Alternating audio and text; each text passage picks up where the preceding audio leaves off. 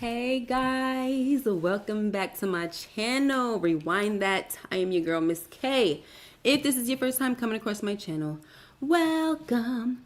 Please be sure to subscribe if you like the vibe and hit that notification bell so you know when we go live, okay? When I upload videos and all that good stuff. You know what it is. Sunday nights, we are here to discuss the latest episode of Raising Kanan. Episode 5 of season 5. This is the final season, guys, okay? This episode was called School of War. Did they not take us to school, baby? All right, I am about to bring in my guest, my co-host, should I say. Here we go. Pretty girl loves chat content. How are you, dear? Hey, I'm good, good. Happy Sunday. Yes, happy Sunday. What's up, Monica M and Juan Roman? Well, they were in here earlier. I'm pretty sure you guys are gonna, come in soon. Y'all starting to pile in. That's amazing. So, can you do me a favor? I'm gonna grab something to drink and you can say hi. You can do, you know what to do, boo. You know what to do. Happy Okay. Hey everyone, Monica M, how you doing? J Mac, Juan, she said hello, but I'm saying hello as well.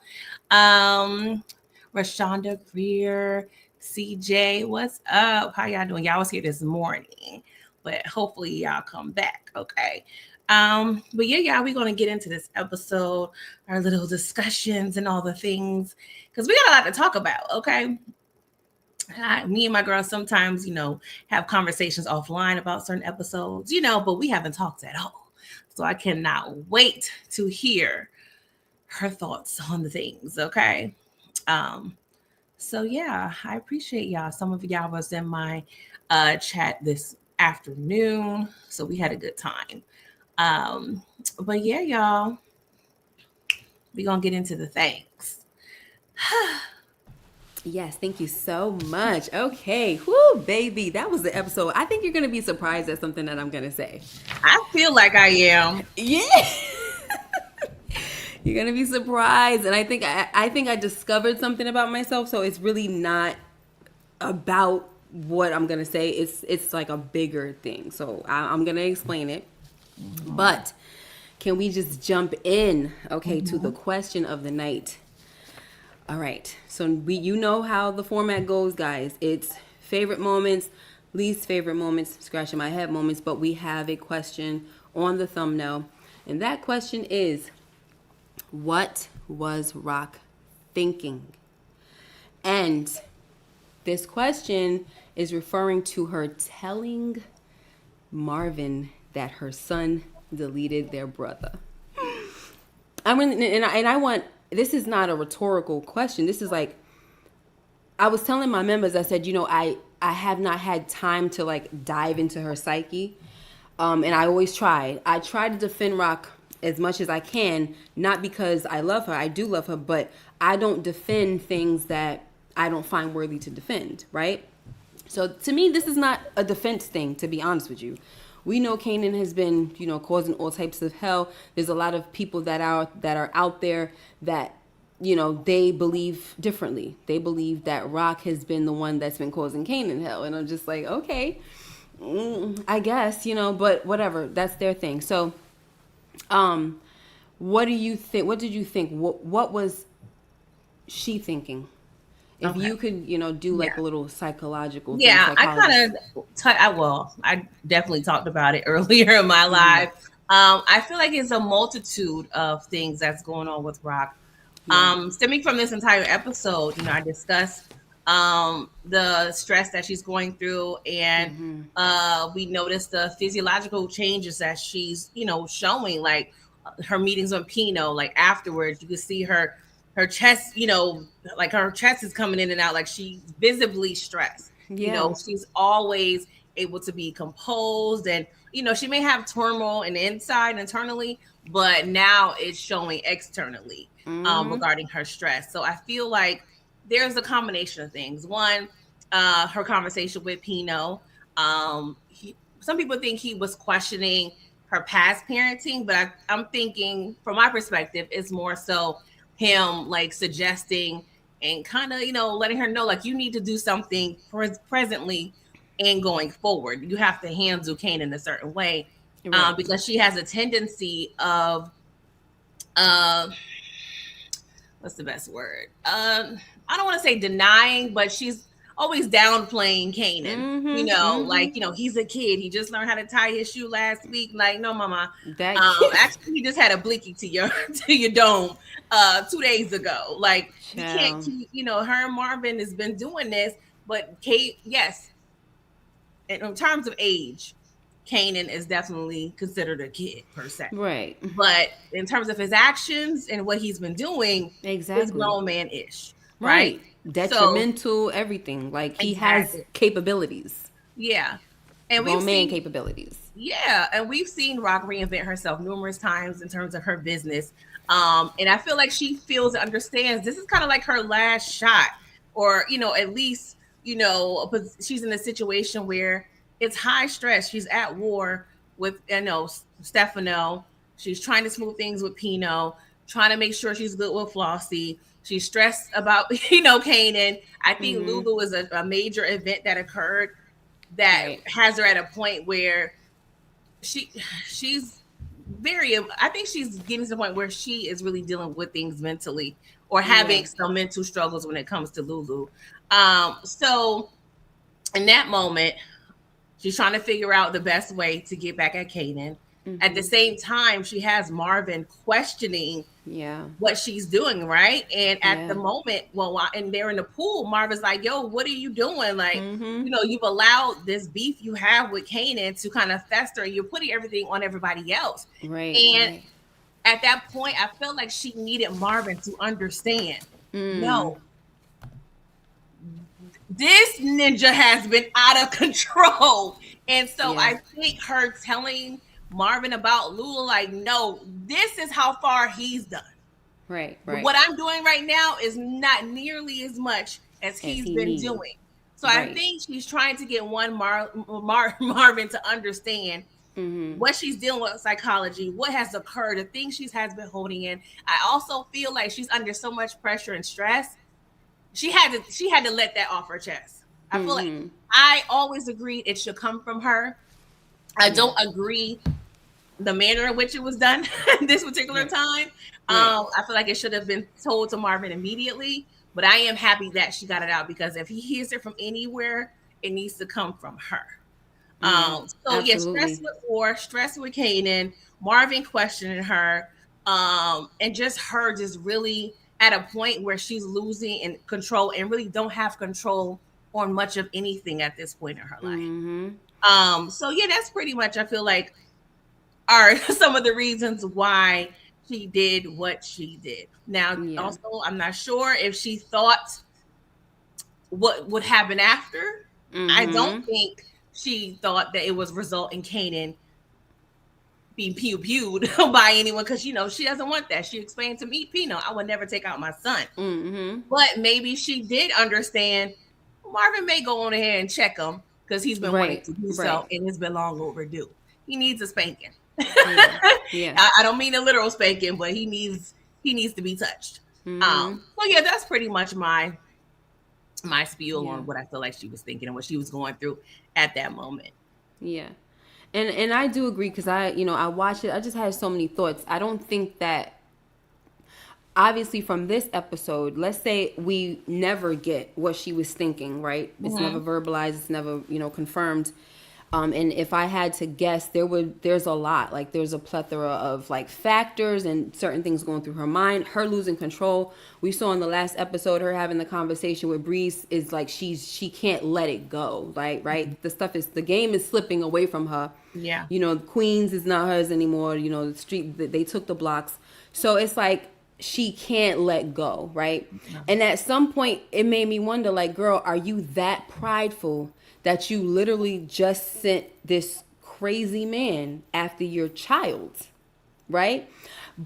And that's just me thinking, because I'm like, what's going on? Is desperation sitting in? Is it pride? Is it that you just don't care anymore? Like, or what were you not thinking? I think what happened was that all the advice that she was giving Marvin in the beginning, it kind of like backfired to where it was like she kept saying we have to have cool heads, we gotta wait, we gotta do, and it was like with all the questioning, especially you got Pino questioning her, as a parent, and then you have Marvin. He was questioning her before, like, what Kanan got to do this? What's going on? Like, what we doing? Like, right? It feel like we looking in the wrong direction. You know what I'm saying? We got Stefano trying to delete us, and you over here worried about Kanan. Like, what the heck?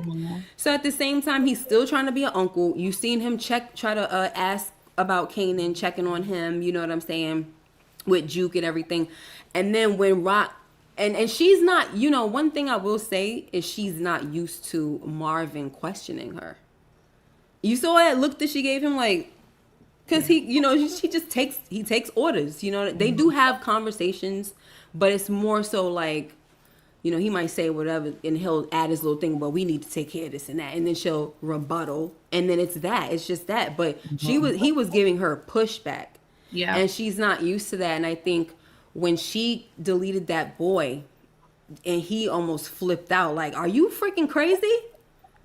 And he was against it from the start. Like, why were like, it's kind of bringing me back to when she had Lulu take out D-Wiz. Lulu expressed himself like, I don't like this idea, but once again, he didn't give no real pushback. Marvin was it was a different energy. Like, yo, you bugging out. Somebody need to tell you about yourself right now. Like, what the heck is going on, right? And I feel like with all that pressure and everybody questioning her, and maybe she was thinking like, okay, people are right. Like, what did I do? What kind of monster did I create? He's out of hand, this and that. So now I'm just going to blurt it out and I'm going to say you know what I'm saying? Because I'm trying to think about it. And then somebody in the comments said, she only did that because she wanted Marvin to get off her back. And I'm like, it could be, two things could be true. A few things in this situation could be true. I don't know. Yeah. But like you said, my question was, what if he would have deleted Kanan? Then what? Yeah. I just feel in her mind, Marvin wouldn't go there. I don't feel like she would think Marvin would ever go to that point. But unfortunately, she never had a son, that pew-pewed her brother before. So she don't know.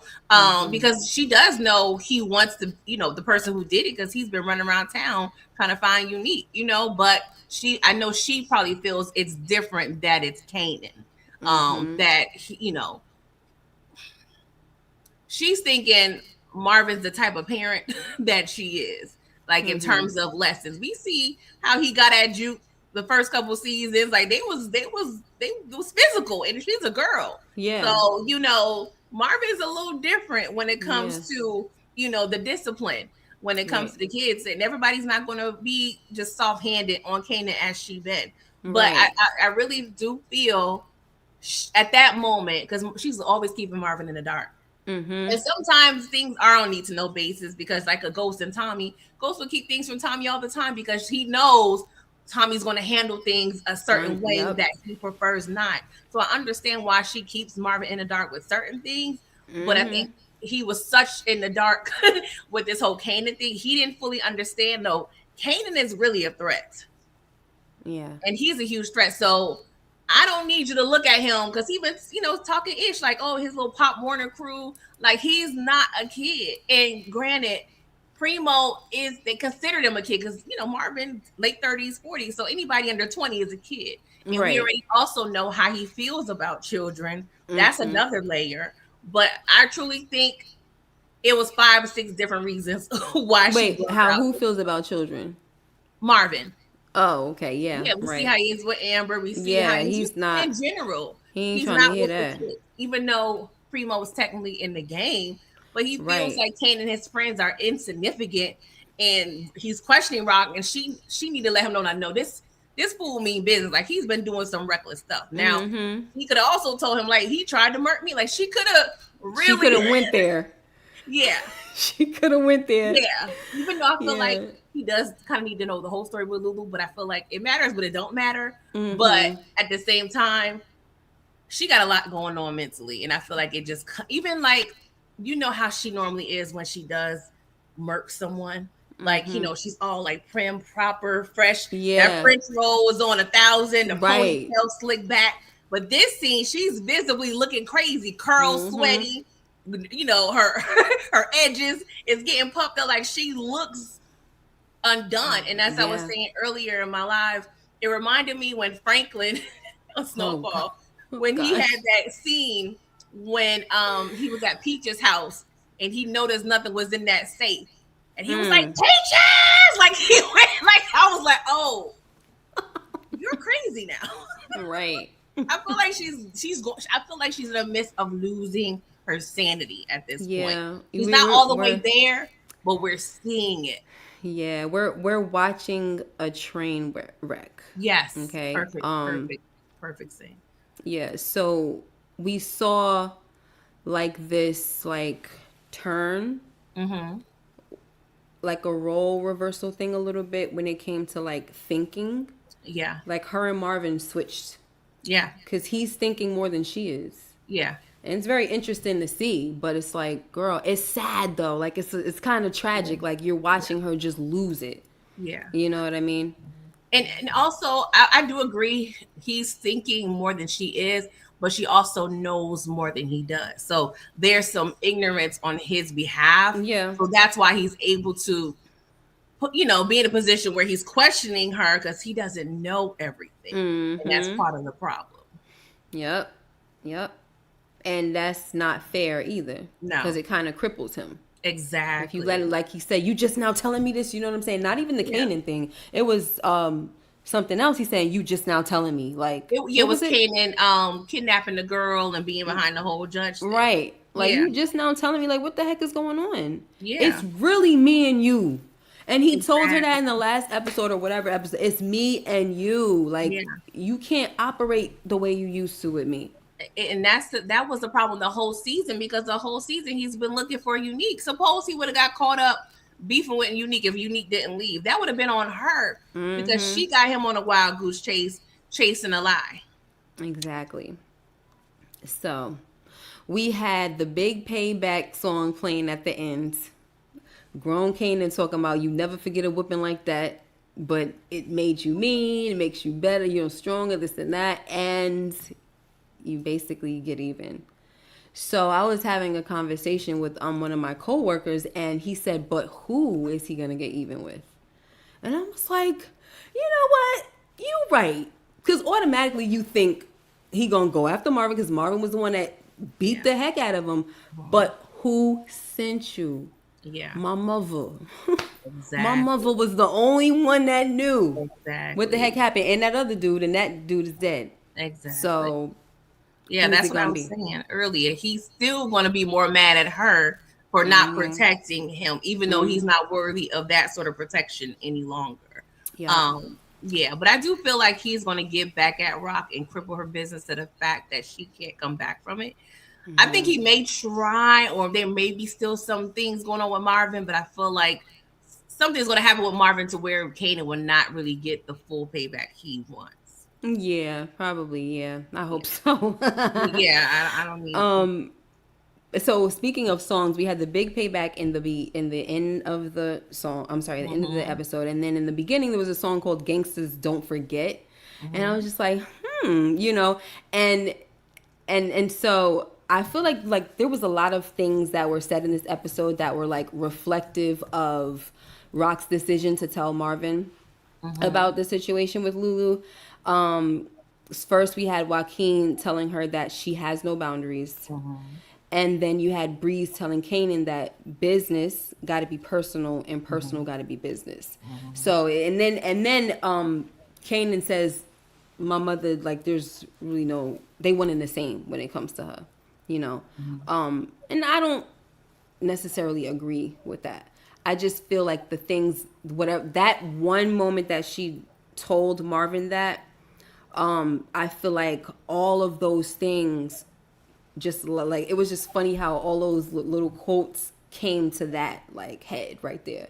And I was just like, wow, what happens when somebody loses control, when power is slipping away from them. The show is called Power, you know what I'm saying?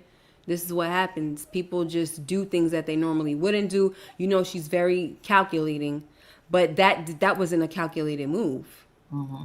It wasn't. Even when Pino was telling her, you see at the quote, it says, and a good parent knows when to use a heavy hand. So I agree with you now that we're really talking about it, is that, I don't think she was sending a hitter after her son. She knows that she's always been stopping Marvin from getting in that behind.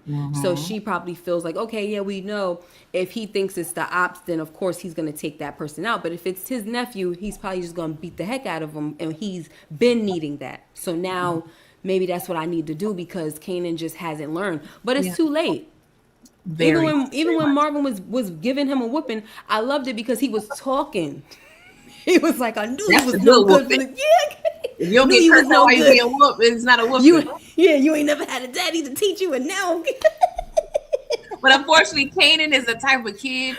If he would have been getting whoopings, it probably still wouldn't. If Marvin would have whooped Kanan episode 1, it probably wouldn't have did anything. Unfortunately, I'm Yeah, not saying it it would. shouldn't have, but I do feel like Rock just really dropped the ball with not Yeah. allowing Marvin, that opportunity to do something that she couldn't do. Yeah, I think it had to start earlier. Like, how when we first Yeah, came in, he was little and she had to go up to the school. That exactly. that should have been a Marvin thing, Yeah, not her to go handle it. Marvin should have went to exactly. handle it. You know what I'm saying? Yeah. But they painted Marvin to be the screw up from the beginning. So, Mhm. but Yeah. still, Yeah. you know that he's a protector at the end of the day. Exactly. He good for So, something. right, exactly. So let me see what else. Okay, so now we see that Rock, she wants Marvin to use his little charm and that little relationship, or the liking that Flossie has taken for Yeah. him. She want to use it to the advantage. Before it was a problem. Now that they need it, Yeah. she want to use it. So I'm like, okay, go ahead now and take advantage of it, girl. So they trying to get things together, but this was a scratching my head moment, not in a bad way, to where it's like, the writer's problem. No, Yeah. it was, I just want to know what was she thinking about when she told her brother about Lulu and Kanan. So that was my scratching my head moment. So now I want to go into the scratching my head moments. But first of all, what's up, AG and Blaze, and it says Shay Witherspoon. AG came in and she said, hi, Dr. K. I'm so sorry, guys. I did not mean to have this up here. So I'm gonna try to take it down eventually. I don't need to, but everybody knows me as Miss K. This was for my other channel and I was doing something else. So I forgot to change it. Okay. Let me see. She's a doctor, though. She's a doctor. I was telling my son the other day, I was like, I'm just really not used to it. Like I'm not really embracing it. I know, right? Get used to, I'm not embracing it, but I went through hell. Okay. And I worked hard. And it's like, why aren't you embracing it, girl? Yeah. Like, why? Yeah. Thank you, DeMarcus, for the super chat. Miss K, who would you say is a better writer, Sasha Penn or Courtney Kemp? I plead the fifth. Thank you for the super chat. Okay. I think they have different styles. I will say that they have different styles. I need to see more of Sasha Penn's work in order to Well, from my understanding, he's compare. been doing most of the spinoffs, from my understanding, but I could be wrong. Okay. He's been doing a hell of, listen, it's possible that he could be better, in a sense that this is the best one in my opinion. Right? But when it comes to, I love Courtney Kemp's style, because she writes with a lot of like, a lot of intention, a lot of like, you when it comes to her, you do have to pay attention to the music. You got to pay attention to, the background and all that. Like, she's telling a story outside of the pen, and that I like that type of stuff, because that's like my style. So, anywho. Thank you again for the super chat. It's ironic that Ratel, aka Rock, listened to Pino about disciplining Kanan, however, didn't listen to Symphony, which cared who cared for Kanan? Rock is a hypocrite. Okay. Thank you for the super chat. All right now. So, Blaze. Rock, how you doing, Blaze? Rock truly disciplined Kanan earlier on and either left the game or at very least placed a greater barrier between the drug game and her son. Oh, should have. Rock should have, truly. Okay. Kanan should have stayed in a child's place. Absolutely. So what was your scratch in my head moment? Because there's something else that I would like to talk about, but I'm gonna wait till later. I had a couple, but I guess this one is more of a frustrating thing. Um, why is it that Marvin is able to have an ice cream date with Amber based on what she got going on? Girl, girl, where's the question that I had Like, about that? where are the parents? Like, she's given what, maybe 10, maybe Right. 11, Are 9, these maybe. Like, at what point is she able to sneak and have a whole ice cream date with Marvin? And I'm sure they're in a nice neighborhood.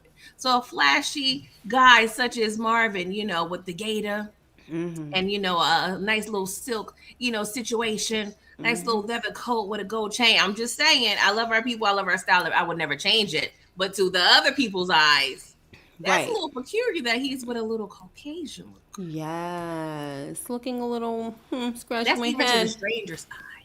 But I Yep. want to look into what's going on with the parents. Like, and that has me, I don't know. I just feel two ways about these scenes they're inserting about Marvin. I'm not sure if anything's going to come into fruition, or or is it a setup for us to believe one thing and another thing is going to happen? It could be that too. Yeah. I mean, the roads are like almost clearly showing that he's gonna go to jail. Yes. But because that's predictable, something else might happen, which is so scary to me. That's the thing. Is like, it looks one way, but is it really going to happen? But yeah, I just don't like the whole. I just felt like when he was across the street last season, when she went into the house, I felt like that was still too much. But that should have been the last time Marvin saw her. I Right. understand he has, great feelings for this girl. He feels protective. They have a good rapport. He feels like he owes something to her. But I Yeah. feel like that should have been him relieving her of those horrible people. That should have been his thank you, or his gift to her. And for him to understand that she's constantly being questioned, like, I need to stay away from my protection. He's being selfish right now by satisfying this itch he has to communicate with her. Like, I Yeah. need him to remain separate from her. If you want to, like, stalk her from afar when she's going to Right. school, do Right. that. But y'all in the same space having conversations that's very incriminating, Oh my god. that's not smart at all. Not at all. Poor baby is wearing his heart on his sleeves right now when it comes to that little girl, and it's just not smart. So Yeah, be my careful question with. that I have written down here, that since you're talking about it, is, do you think the authorities will ever make little Amber wear a wire for the times that she's with Marvin, if they even know about their meetings? So to me, it's not looking like they know about these meetings, because I don't see the parents co-signing on that.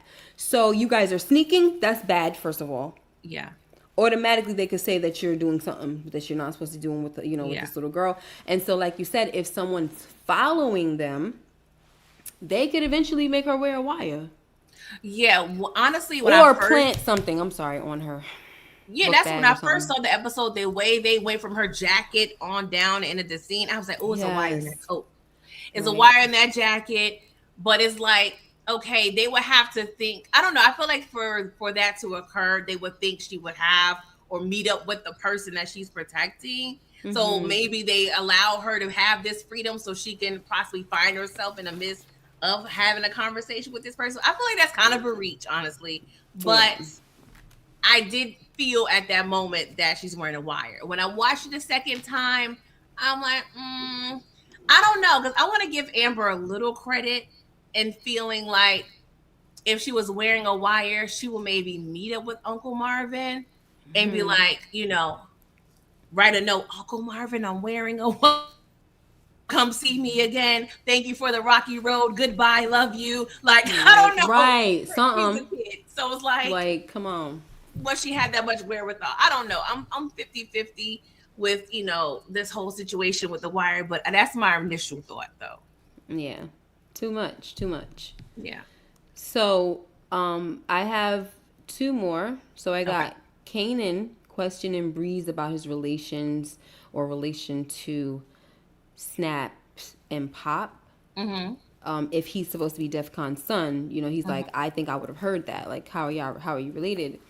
And then I feel like they kind of answered a question that we always had, wondering like, why does Snaps and Pop, however you say the names, why do they hate her so much? Why do they hate Mm-hmm. Rock so much? So it, once again, it's not a scratching my head moment of like, oh my gosh, what the heck? It made no sense. It was just more like, it's making me wonder because of the fact that, okay, so it's either one or two things. The writers are trying to make it make sense because they know that out of nowhere, we never heard anything.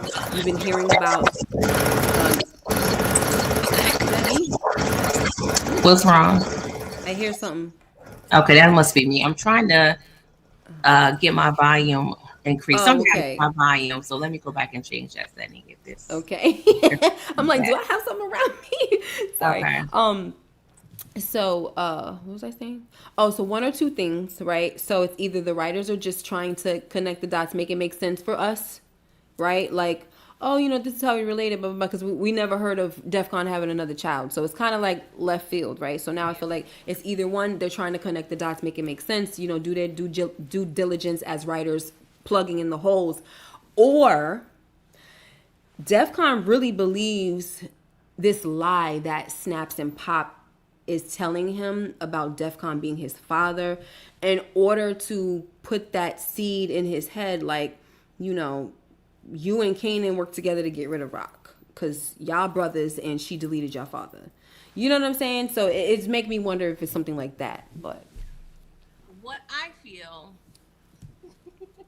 is going on at this point, I feel Breeze possibly believes this information about DEFCON being his father.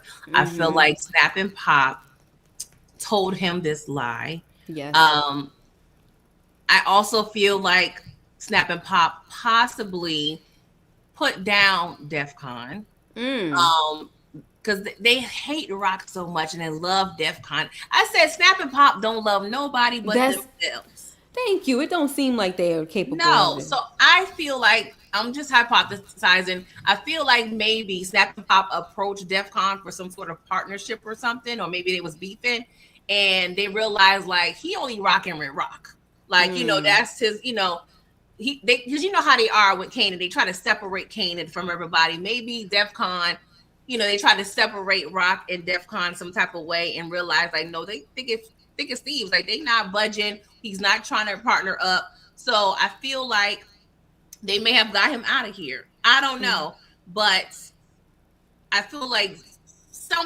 maybe they was jealous of DEFCON just relationship with Rock. Maybe that's why they have such a beef with her. But I also think that Snap and Pop, they were kind of envious of the whole Thomas drug empire, if you will. And they're trying to manufacture their own family empire, and having Kanan and Breeze like their sons per se. Yeah. You know what I'm saying? I'm not sure if they never wanted kids or just never had kids, but maybe this is their own family unit that they're trying to manufacture and have a whole family system that they can completely control. Right. Because I think it's interesting that they don't have children or a son or two or something like that. You know what I mean? So, yeah, that makes sense. I do believe that, like, they are pulling some strings for sure. They are snakes in the grass, in the trees, everything, and so they just like to plant little seeds so that people could do their dirty work. Like they literally don't have to do anything. No. Yeah. That's People how they've been getting by word. this whole time. Yeah, that people entrust in their word. Not sure why they got on the street cred, that they're just, but they quote unquote are Switzerland, but still. But remind me, do you know if they mention if Breeze's mother is still alive or not? Because that would be a big piece of this whole lie. Right. Somebody was saying, I think last week, that we need to know a little more about Breeze's mom. And I'm like, I mean, whatever, not really, but I guess, we could get maybe a line in saying that she's alive or not. You know what I'm saying?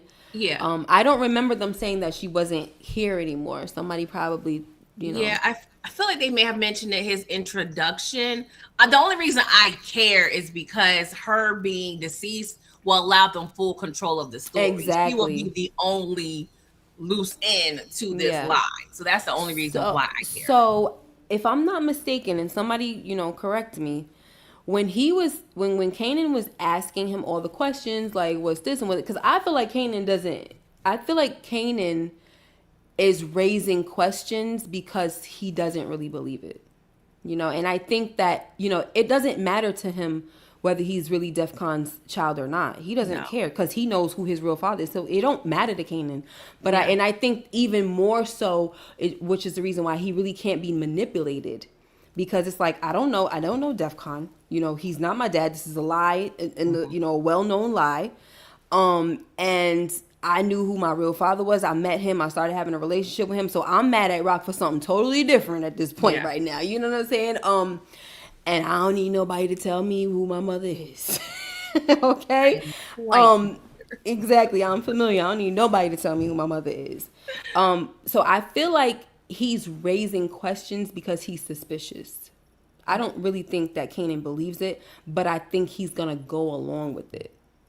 Oh yeah, it's definitely beneficial for him. Yeah. Oh, so here's what I was gonna say. I'm sorry. So when he was asking the questions, Bree said, "Pop, Snaps is my mother's brother."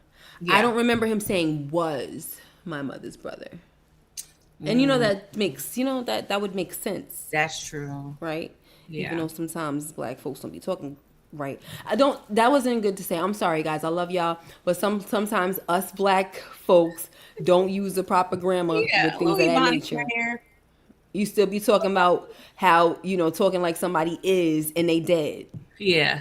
No, they not is, they was. Yeah. I feel you. I'm not offended. No, I want to talk about the people. I know I'm talking about the people. I know. I'll speak for everybody. Okay. Esco, I want to share another scratching my head moment that I don't really think it needs to really be talked about, I guess, but I wanted to share it.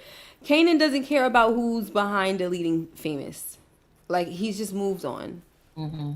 Like, what do you think about that? Like, hold on, before you say that, I'm sorry. My thing is, bro, you are so upset about your mother deleting Famous. You deleted Crystal, my father, all of this Scooby-Dooby. I need subtitles, guys, just so y'all know. I need subtitles to understand what Kanan is saying. Young Kanan. Yeah. I don't know if any of y'all need it, but I need to see it. I need to see the subtitles. I always have full captions because I'm just an old lady. But. Yeah, I be too, but I need them. Like, I didn't know that I was ever going to need them. Yeah. So, all right, what do you think about it? My initial thought is, that was yesterday's news. That sounds wild, right? Because he spent so long with this whole Famous thing. Mm-hmm. But I feel like, hey, I got a new bestie. I got a new girl. What is what it is. And now also a part of me feels like, which sounds so bizarre because it just came to my head. You know how he's been questioning, Rock's involvement with the whole Crystal thing, or wasn't Crystal Famous? It was both. It was Crystal, really, too. Yeah, maybe, just a weird psychology of it. Maybe finding out Rock is not behind all the things he's been blaming her for, maybe that would kind of disappoint him. Yes, because I think that's what's happening. Mm-hmm. I think that he does not want to take accountability because he's finding out that all the things that he's angry with her about, they have no merit. Like, it doesn't, like, you've been wrong this whole time. And the thing is, people have been trying to tell you that you're wrong. People have been trying to tell you that, you got Marvin telling him you ain't never gonna see me and this and that. So it's almost like it's just kind of proving to him, in his mind, probably proving to him that he's really not that nigga the way he thinks he is. And it's like a confirmation, so he doesn't want to face it. Yeah. And so he's gonna always continue. Like, I'd rather ignore it. I'm not gonna say it out loud. You know what I'm saying? Because this is it. And at the end of the day, she still deleted my father right in front of me. So it's always gonna be something for him to hold on to. Exactly. It's still a lot he's unpacking. And I'm also thinking, if we think about the past 5 seasons, it's in a span of like a year. And it's like so much has happened in 1 year. I feel like Kanan at this point with his emotions and his psyche, I think he's at a point where he can't fester on things, regardless of how big they are. He constantly has to go on to the next thing, so he won't be, just mentally back a month ago or whatever. Because since then, he's murked Uncle Lou. Yeah. Right before he was Right. about to murk his mom. So it's like And he moved has on. to be at a certain pace mentally for it not to like catch up to him Yep. on some way. So Yeah, absolutely.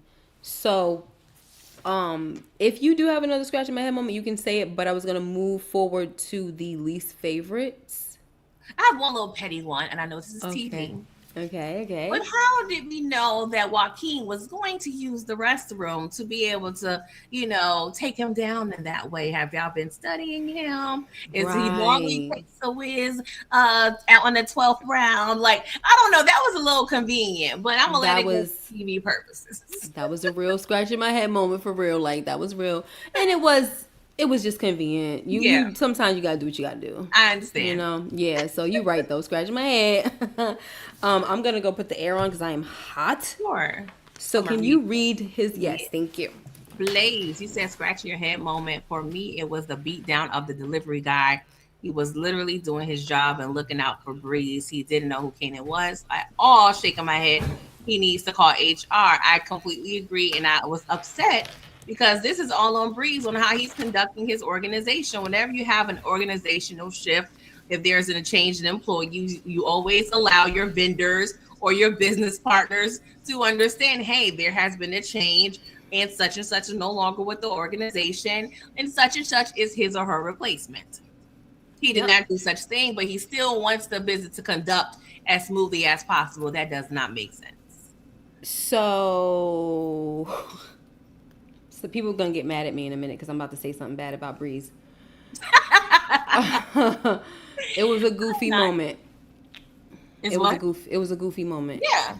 Because at some point you're losing your swag. I don't think he has swag, to be honest with you, but for the sake of you guys, let's say he does have swag.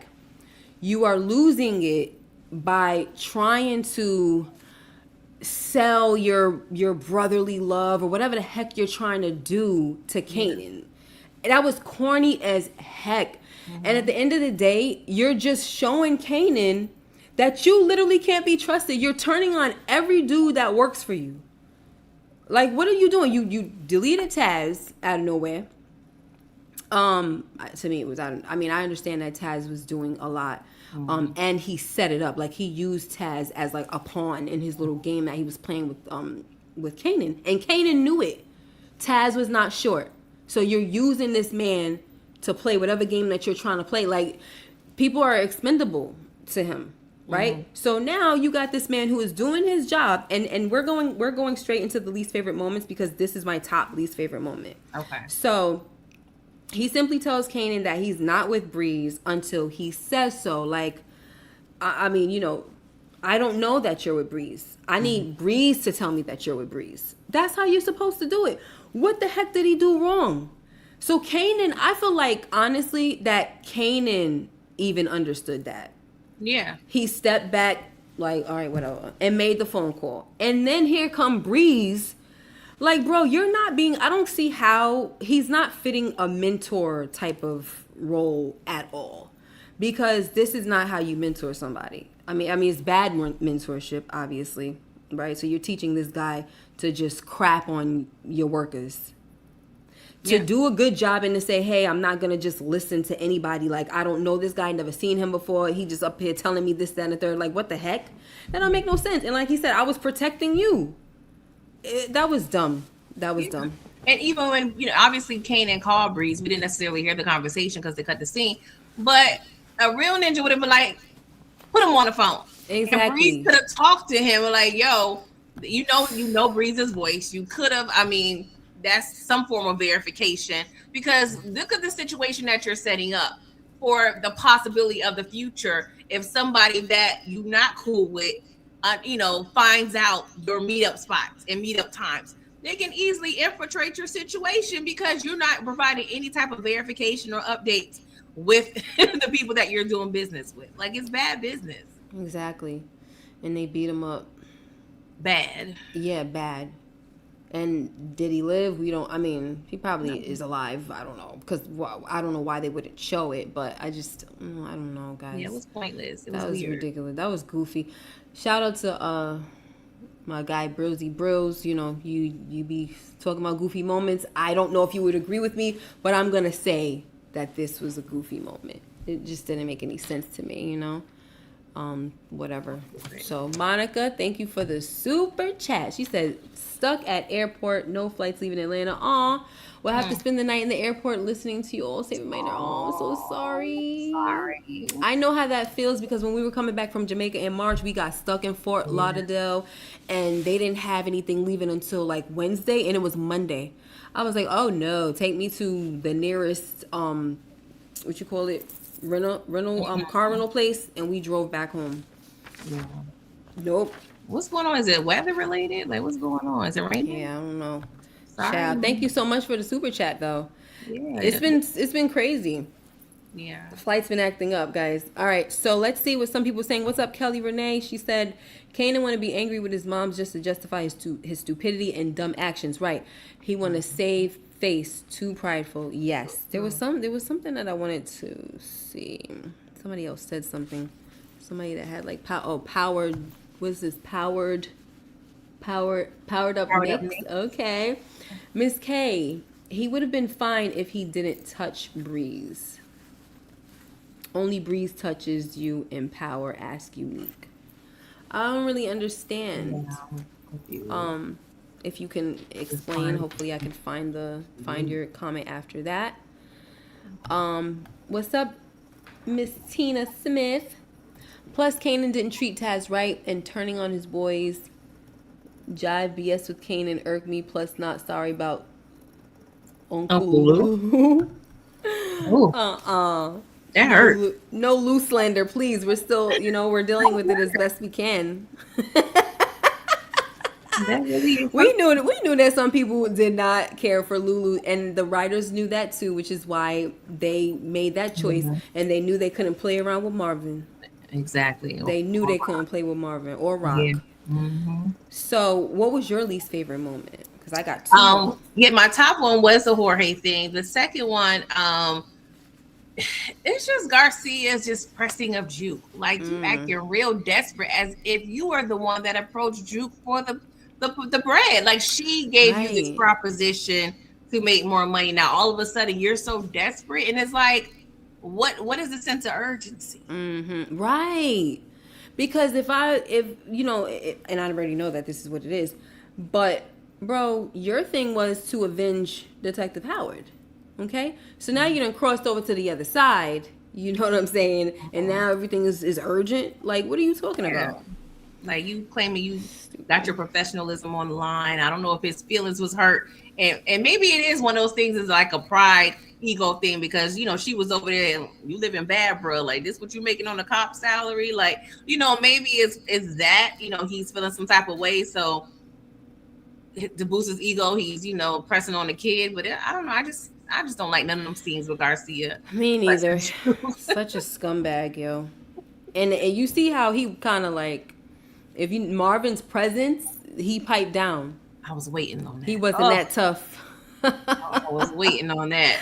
But I love that Marvin wasn't like honestly, he was showing like, this is what I do. I know how to deal with these, but I'm also not going to take any shorts. I'm not going to act stupid with you, but I'm not taking no shorts. Like when she was asking about the cop, whatever with Famous, and he said, all right, now don't go pointing fingers at our new friend. You know what I'm saying? Telling Juke, like, calm down, girl. Yeah. And then he said something about, cop gonna be doing that. And he said, all right, now you just lying. He's like the talk show host with the two guests, like, yes, exactly. But see, Breeze, that's how you mentor.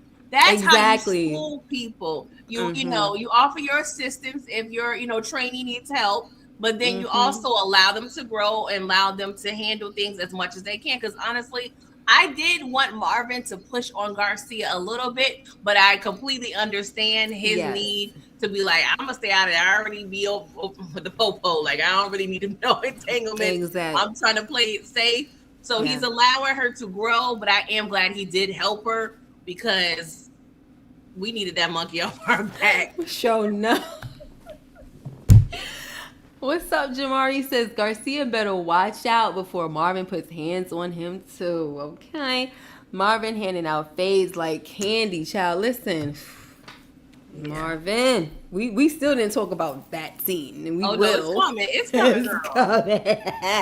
We will. Okay, we getting through some things. Our favorite moments are coming toward the end, so I just kind of assume that that's a lot of people's favorite moments. So we're gonna talk about that at the end. Okay. Another one of my least favorite moments was all of Stefano's efforts. Every scene where he has these efforts to mess with Rock's business. I'm just like, can we please just like stop? You're just so salty. Like, I just can't stand him. And of course, we talked about Rock deleting the little biker boy. I ain't like that either. So, but I don't know if you have another one. I agree with this stuff though. It's very unattractive stuff. No, like it's really not cute. It's really not looking soft out here in these streets. But I love the fact that every person pushed back on some level. Yes. Like, I love that because they're asking the legitimate questions. Yes. Even Breeze was like, yes, I appreciated that with Breeze. I did. Like, with all due respect, what does this have to do with everybody saying? What does this have to do with us? And he's constantly explaining to these people, it's now personal. Mm-hmm. But you crossed the boundary first, Stefano. Yep. And now you hurt. Yes. But I called him the Dame Dash of the mob. That's what he is. He's Dame Dash and Rock is Jay-Z. Oh, pun intended, no pun intended. But yeah, he's salty. He's talking to anybody that will listen about how his feelings hurt and that she moved on and upgraded. And he's upset. Mm-hmm. Very, very much so. I moved on. You thought I was going to be suffering. I didn't. I'm here still. Talking about, I'm here now, Ninja. You talking about forever. Forget about forever. Would you? Anywho. But I did appreciate, Breeze asking him that, like, what the heck she got to do? She's in Manhattan and we are here. Mm-hmm. But he still went along with things anyway. But we're going to talk about that a little later because, I got my little extra stuff to talk about. So let's talk about the favorite moments. So here is one thing that I want to say. Dexter Cumberbatch, how are you? He says, Pino is so relaxed and calm. I'm going to say this. I like Pino. Me too. I like him. That's the type of gangsta I like. Yeah.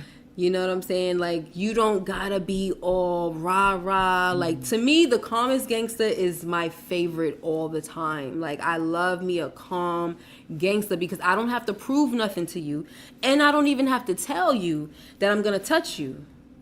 I'm gonna just let you know, Yeah. Be careful. Tread lightly. No, facts.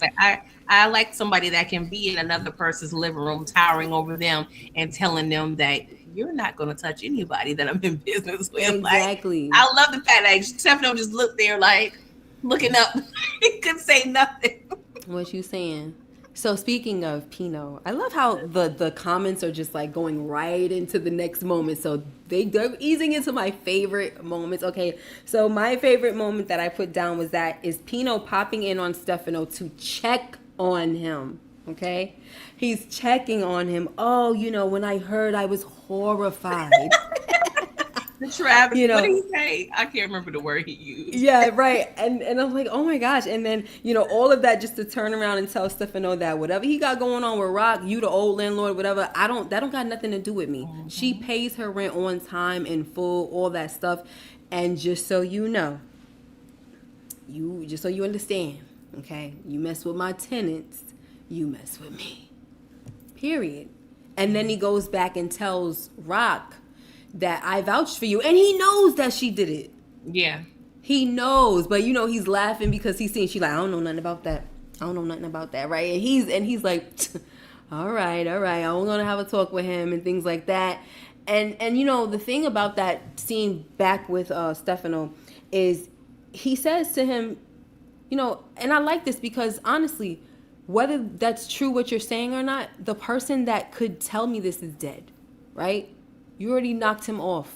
Bingo. So how you gonna expect me? And he's, oh, you're calling me a liar. No, bro, but That person could have been lying. Yes. So I'm not necessarily calling you a liar. You going off of a word of somebody else from out of town, don't know nothing. We weren't able to question him or nothing like that. And you just took him off the board like that. And now you expect me to believe his story that he told you.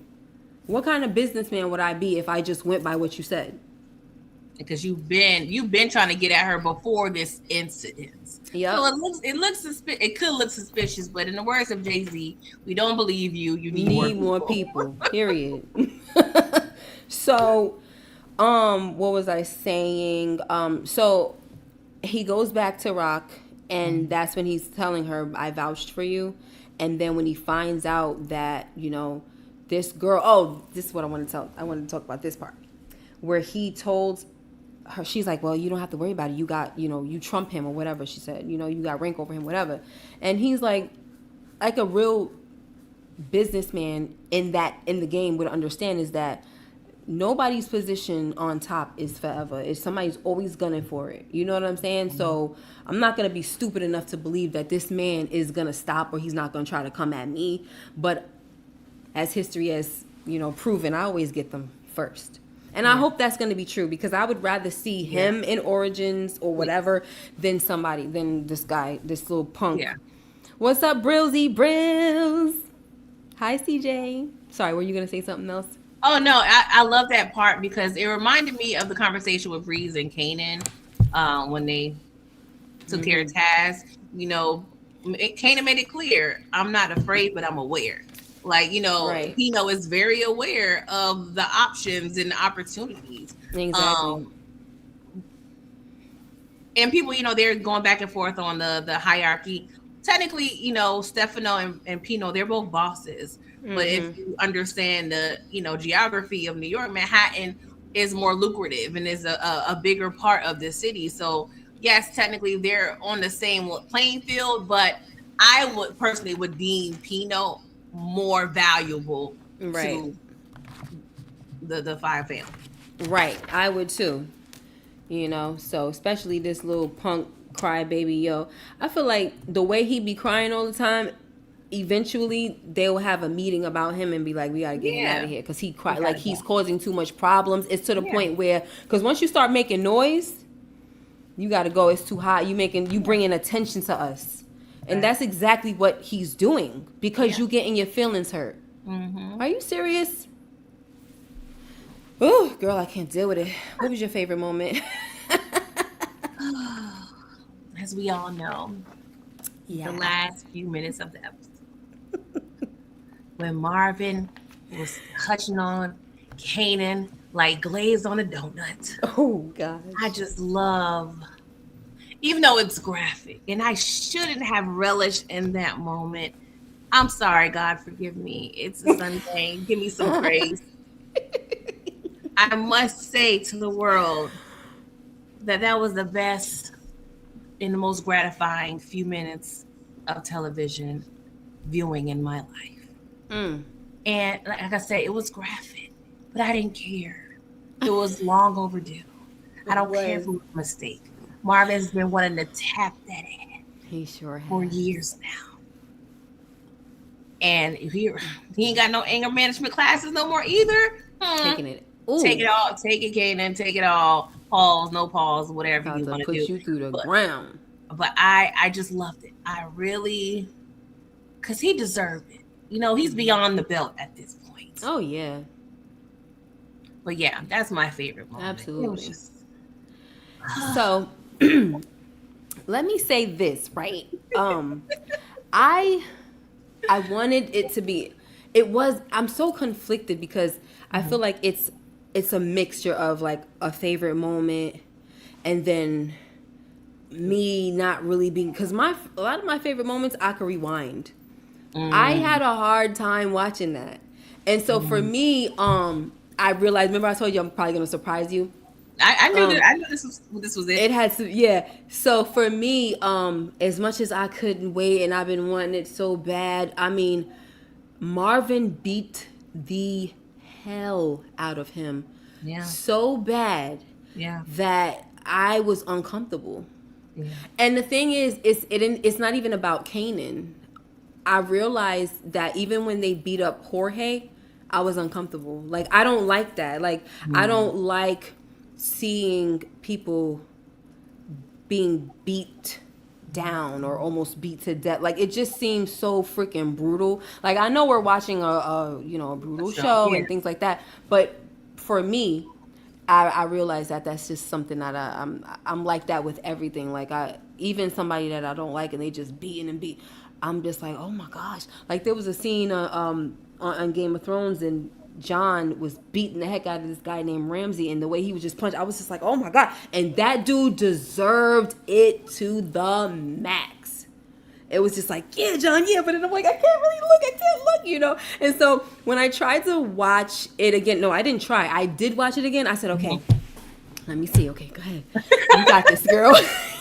Like double Dutch, like. Yeah. I'm like, you got this, girl. You can do this because this is good, right? This is what we've been waiting for. You can do it. You can do it. So I'm watching, and I'm just like, ooh. And then I'm looking again. I'm like, ooh. But it was good. It was good. It was bittersweet. Put it that way. Okay. It was bittersweet, but it was well deserved. It was just they took too long to the point where if he would have been gotten his behind, they wouldn't even had to go this far. Like, this is so severe because of what he did. Yeah. You know what I'm saying? Marvin would have never did him like that. Yeah. But I think that's why it's probably so gratifying for some of the audience members, i.e. me, is because you've done so. This is with the Lulu thing, that was such a damaging.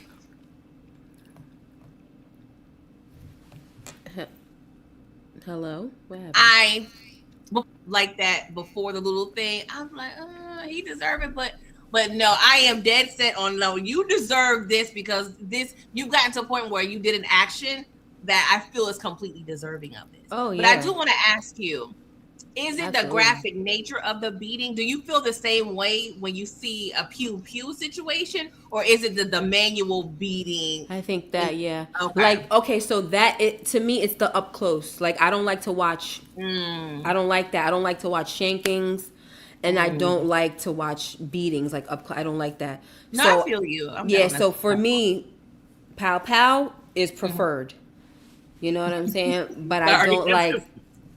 I don't like that up close and personal type of stuff. Like, I'm just like, oh my gosh. No, I feel you. Yeah. Yeah. So, but it's so funny because I could take, Kane from Minister Society beating the heck out of Partner, stomping him out. Maybe it's because, I don't know. I still find it brutal, but for some strange reason, it doesn't affect me that much. Maybe it's the fist and the sounds. Like that, the sounds are what gets me. So maybe if I could watch it on, mute, that might help, but I'm not sure. I don't think because there was a lot of visual things. There's a lot of blood, a lot of the wall was caving in, the coffee table was slammed into. Like it was brutal. Like if it was a couple more punches in there, Kanan could have been out of here.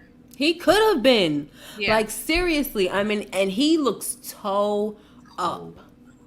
Okay? The fact that he was even able to get up the first time was surprising. Yeah. That was surprising. But yeah, I mean, and then the mere fact, Marvin really had to get him as well, because you was talking real greasy. The fact that you kicked me out of your house low key and was like, stay up, gangster. Right. Oh, yeah, I'm going to show you. And he let it slide, too. Yeah. Because he was like, you can't even see me. And now he can't really see you because his eyes closed. Yep. It was on some almost like Marvin. I know Marvin heard him, obviously. And he probably was thinking like, boy, I said what I said. Yeah. And that's it. So don't let me catch you and really show you what gangsters do. Yeah. Oh, my gosh.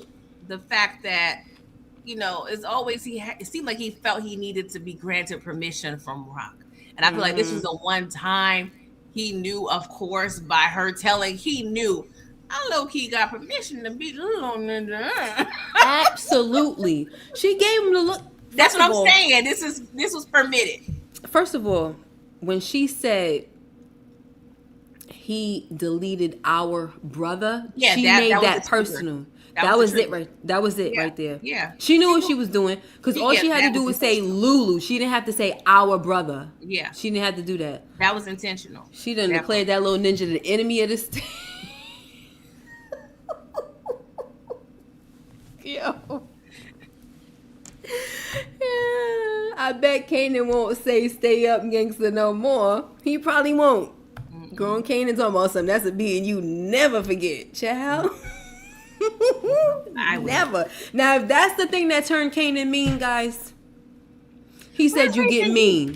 he been this way. I just feel like Exactly. this would probably just have him in the gym a little more. Like I feel like this is not based on all the things that Kanan has been doing and has been through the past year. This is just another thing. I don't feel like his life altering as the narration is. I just feel like grown Kanan is being very much dramatic, like he's very writing dramatic. a tell-all book. Like, you know boy, what? Be quiet. Very dramatic. But you know what? I could see it being true, like for him. I could see it because Kanan is the only child and he's spoiled. And when you finally discipline a spoiled child like that, true. they can't handle it. That is true. They can't. Yeah, you're right. So, little brat. Any other favorite moments of yours, my dear? I did have I don't know if it's a favorite moment, but it was a funny moment. So when Rock was meeting Stefano and Laura, Stefano talking about me. When Rock was meeting Pino that second time, and he was going into the conversation about Kanan, he was like, I heard a little rumor, your son's working with the enemy, yada yada yada. And she was like, I don't care about nothing. I'm just going to move this word, yada yada yada. He just a little kid, and he looked at her like he had his mouth open, like this woman crazy. Yes. I literally I'm asking her about her son who's working with the enemy, and she gives zero negative F's about this, and she talk about moving work, and she proceeds to compare Kanan and what he's doing to a teenager possibly missing curfew. Like, no, ma'am. And this is part of the problem. That's the delusion of it all, Rob. You allowed it to go this far. And that's why she went that far, because she completely did not address Kanan as she should have been doing. Yeah, I think that was the first time that she's ever really been like challenged when it comes to her parenthood. Like it was like an eye-opening conversation when he was like, she said, you got kids, like you said, and you know how they be trying to mess with you to try to show that they grown and stuff. And he said, yeah, but they talking about kids that don't do the dishes and stay out late. Like, this a whole nother thing. Exactly. This is not normal, lady. Yeah, she's treating it like it's like, this is not normal. So I think it like really put her in her place. It's like it made her really see like, yo, I've really been screwing up.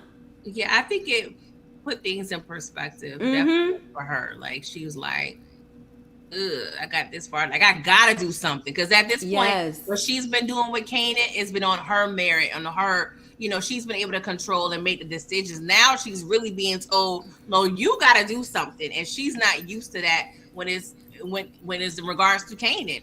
Like, Marvin will say things, but she's always able to override anything anybody say, even Howard. She's been able to override anything, any suggestion, anything. But this is the time she's like, I gotta do something. Exactly. That's hilarious. And I'm like, girl, you are delusional. Very delulu, honey. I hate to see what's going on with her. I know. So we're on to like our little extra stuff, right? So I think that it was ironic that Joaquin tells Rock that he is successful and alive because he's always known how, like, he's always respected boundaries of other organizations. Just to end up being deleted for the purpose of screwing up someone else. Like, he was literally just used. It wasn't even his beef. Yeah. That's so messed up. Yeah. Yeah. That's messed up. Yeah. But he went out like a real G. He saw the ninja from the rear view and turned around and looked him in the eyes like, you're going to go out the same way. Same thing going to happen to you. Yeah. I appreciate Bree saying, and I'm going to deserve it. I appreciate that. Let's have some accountability at least, bro. Yeah. Since you being a horrible mentor, at least have some accountability. I did love the way he delivered it, because he was like, and I'll deserve it. Right. I just like the tone, like I like the cadence. That was a little like, oh, this ninja's really not really caring. Okay, but it was kind of funny. Right. I deserve it. I deserve it. Yeah, That is wild for me. So Juke tells Marvin that she wants to move weight. She's like, I'm tired of being the only one, and blah blah blah blah. Marvin's not happy about it at all. He's still trying to push back. I'm not gonna let that happen. I'm mad that you even got this far. Da da da. But she threatens, kind of like what this other little dude did from what Kanan did. Yeah. Like forcing the parent to like, okay, I gotta teach you the game or whatever. And so he said, all right, if you're gonna do that, then me and your Aunt Rock, we gonna take a big piece of whatever that you bring in. And she's like, yeah, I know how it go and stuff. And he said, you think you do, but you don't, and that's what scares the hell out of me. Yeah. So what do you think about that? Like even what he's saying. Because, I mean, she's showing now that she thinks you have this whole deal with this police officer, and you're really not understanding how severe it is. Like you just think you're just handling things like as if it's not as serious as it really is, and just that alone. So you being in the game, yeah, she's been adjacent to it on some level. She's been she's around her family who's in the game, but she never really been a part of a transaction. She never, been on that stove whipping it for real. Like she don't know nothing about the game on that level, and it's a lot of intricate things you really have to understand. Just bopping around in your Tommy Hilfiger jacket, just thinking you top stud. That ain't really it, boo boo. Like there's a lot involved in this game. And even the other week, she was telling Kanan, I thought we were exempt when they was kind of talking about Lulu. I thought we was exempt for this or whatever. And he was like, no, we're not exempt. It's like you even had that mindset was just pure ignorance of the game, because you should already know, yes, your family has skated a lot of things, but that's not typically how things work, Mama. Right. Like, not at all. Not at all. No. And it's so funny because it's like we're pressing a reset button on, like, it's like we're watching the beginning of how Kanan started out, thinking he knows so much, thinking he knows everything, this and that and third, meddling in the mom's business and blah, blah, blah, and it's like she is starting to dip her toe in and she wants to go. And so it's like that cycle starting all over again. Yeah. You know what I mean? But I think it's different because they have a different dynamic where he's telling her, you think you know, and that's what scares me. And it's not, I don't know. I feel like she would more so listen to him more than Kanan, was listening to his mom. I feel like she would actually allow her father to teach her. You know what I'm saying? Yeah. He keeps on expressing like, I'm scared. I don't like this. You know what I'm saying? Yeah. But you in it, so I'm going to have to show you something. And I think she would learn, Yeah. But it's still a lot to learn. And I also feel like Marvin will be more transparent with her than how Rock has been with Kanan. Like he's not going to be all that, filtering. He's going to give it a real deal. Like this is going to happen. This is going to happen. You got to look out. Like Rock, even though she was teaching Kanan the game, she was still trying to keep him, in ignorance. Like she had him at the stash house and just like she tried to play around with him, and you can't do that. You gotta really, they're gonna be in the game. You really gotta, prepare them. She tried to mama bear him. Yeah. And I think it's funny because the way. All right, so I don't know how he would have how he would be if Juke was a boy, but he's still a little like tough on her as far as like you said, how we talked about last week where we were kind of surprised that he was like, nah, you gonna handle that on your own. You know what I'm saying? That because he's a father, a lot of times they operate a little differently opposed to a mom. But also we realize that fathers with their daughters is a lot different than fathers are with their sons. So in a way he's still kind of like really tough on her regardless. You know what I'm saying? I don't know if it's because he knows that she can handle it, or it's because if you in this game, it don't matter if you a man or a woman. So I might have to show you regardless of your gender or anything. So I can't be coddling you or treating you like you daddy's little girl because you done stepped into a whole another world that literally doesn't care about that. Yeah. So I don't know. I would choose Marvin over Rock when it comes to schooling me to the game, even though he. I don't care. I was there with you, then I had to think for a couple things. I know, right? Because as soon as I said it, I was like, "Oh, I don't know." Yes, on direct things. Yes. But when it comes to nuance, when it comes to reading the room, when it comes to negotiations, when it comes to speaking when you should be speaking and being quiet when you should be quiet, I feel like those things Juke may have to learn on her own. And also, I feel like as being a woman, you kind of have more of a way about handling certain situations versus a man, unfortunately. But yeah, I agree to a certain extent. I feel like Juke, because she already has those qualities. Yeah, that's what I'm saying. Yeah, she doesn't really have to worry about that. So if her and Rock, so for me, right? Totally. When I said it, I was just like, wait a minute, wait. But if there was a boot camp, right, and I would definitely stay close to Marvin, but I need to get certain things from Rock as well, right? So I get that, but her and Rock are not even talking, it seems like, which is weird, you know, because I feel like you could really be something if you were schooled by both of them. That is true. Yeah. Yeah.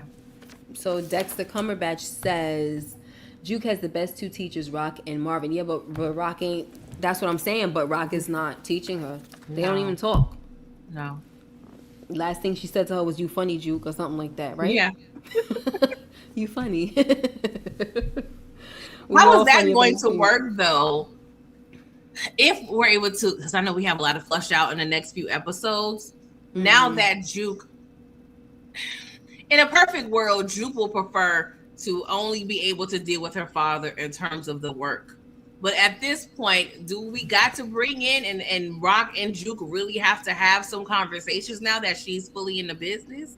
Right. I feel like it's a way that she can sell her work without Rock being involved. But I will love a world where Rock is able to, like, all right, you in this, like, you know, like kind of still is pretty much training her as well. But I don't know if we'll get that because Rock got so many other things going I know. It's so much going on, and it was only 3 episodes left. I know. Is it? Like, we got 6, 7, 8. Oh, yeah. God help us. I don't want to say goodbye. I know that you have a super chat, DeMarcus. Thank you so much. I'm going to get to it. Hi, was it Take So Fact? I don't know. Am I wrong? AC, maybe? I don't know. Take So what? Takes of AC. That's what I see. Takes of AC. Thank you. What's wrong with me? Oh my gosh, I hate reading like the word. It's just terrible. I'm just terrible. I do that. I'm terrible. Okay, so thank you with your Tariq profile. Okay. I know, right? Another kid that needed a beat down, baby. I mean, he got a little something with the oranges, but that wasn't enough, Chad. Yeah, and it wasn't from the people. He needed it from his parents, exactly. Exactly. Okay, so I have one more thing to talk about, and then we can leave. But okay, so for me, you guys, many of you already know that I love the narrations of Grown Kanan. This one made me think because I was just like, Grown Kanan, what are you talking about? You know, what are you saying? You know, are you trying to get a little deep on us? Are you, I don't know. So he says when ninjas swimming, they can't tell it's raining. Huh? I knew that's where you was going. Go ahead. Yes. Can't feel that ish at all because they already wet. And it's the same thing when you get caught up in the game. You getting so deep, you don't feel the storm headed your way. And by the time you do, it's too late because you already drowning anyway. So stay out the water, ninja. That ish ain't for you. I'm just like, who are you talking about? You know what I'm saying? So you got Kanan, who is like, I mean, Grown Kanan, ironically, you know, he's dead, but he's narrating his story. So it's like the ghost of Kanan in a way. And I just can't see him looking at things like, you know, I should have stayed out the game or, you know, whatever. No, but it's still like a caution in a way. You know what I'm saying? Like, this is just not something that if it's not for you, you shouldn't get into it because even when danger is creeping up on you, you can't even tell. Yeah. You know what I'm saying? But what did you think about it? Yeah, I was really trying to figure out because in my head, this narration is during Kanan and watching Kanan. So I'm like, okay, this is him reflecting on himself. Yeah. And I have the same questions. Like, are you questioning your decisions in life because Mm-hmm. now you're deceased and this is how your life turned out? Like, that was Right. weird. I also, now that you was reading again, I'm like, is it possible that he may also have been, well, one, maybe he, that was kind of a capture of what he's gone through in this, well, everything up until the last scene of this episode. Maybe that's kind of, what he's discussing in terms of, you're already drowning and yada, yada, yada. Mm-hmm. Mm-hmm. But also, I'm like, could this be true on how he feels about his moms? But I don't know, because it's like the narration wasn't during a scene of rock, so I don't think that. Right. But It yeah, was. because it wasn't making sense, so I was trying to make sense of it. Mm-hmm. So I don't know. That was weird to me. I don't know. Yeah. It just didn't make sense. Right. Now, Because if if he you. was narrating that to another figure, another Yes. character that was, close to their demise, okay. Yeah. But you're saying this about yourself. Yes. And I'm it's lost. odd because it's like we don't know grown Kanan to be like that. No. To really reflect and like almost take ownership. We don't know him to be like Yeah. that. And Or then when you tie it into, I'm sorry, when you no, tie it go ahead. into what he said about Unique getting out the game, he said respect. Yeah. You know what I'm saying? So are we going to see that? This is the thing, because the story is going to be continuing. So this is not really like a closed. This is a closed chapter, but we're still getting more of Kanan doing hood rat ish. So it doesn't make sense that he would be this reflective at this point, because he continues this path. But maybe the grown part of him, maybe these events are the things that is like, maybe I should have listened to my mama. Like, I don't know. It's just, Yeah. I had another thought and it left me, and I'm upset about it. But I don't know. It Sorry. just, yeah, maybe these are the reflective moments, because the way he narrated Unique, it was kind of like envious of, in a sense, like, got out the game, he was lucky, you know what I'm saying? Right. By now, Right. it's Kanan feeling like he's in too deep, that Yeah. he can't get out the game, even though I feel like he can probably still get out the game at this point. So I don't know. It was just, Yeah, because it's like it's saying maybe at that moment when he walked in and he's sitting down with Stefano, even like maybe in that point, whether you have done so many things, right? But now you don't reach the turning point where you literally can't turn back. yeah, Like you're so deep in it that after this moment right here and after this episode of all the stuff that happens after this, it just keeps getting deeper and deeper. And yeah, there was no other way for you to get out of this but to yeah. drown. It maybe he's looking at it like this was the real beginning of his career. Yeah. Because now we're walking in with a real mobster, with a real problem, with my real mama. Right, right. You know what I'm right. saying? Like all this stuff in the beginning, yeah, that was cute or whatever. But this is where the issue really begins. Because yes, Yeah. I did make light of it just now, like, oh, you can get out the game, but technically you are working for the mob, low key, on some level, or working with, I should say. So, you can't probably really get out. But it's weird. I don't know. But maybe, and this is also a thread, like continue with Unique and what he's saying this week, and maybe we'll hear more things. Maybe he will find out his mom wasn't responsible for a lot of things. Like maybe he does learn the truth or the reasonings of some of her decision making. So it may be like a thread of him just realizing, like, I had ish effed up the whole time. Yes. And you know why this is so important?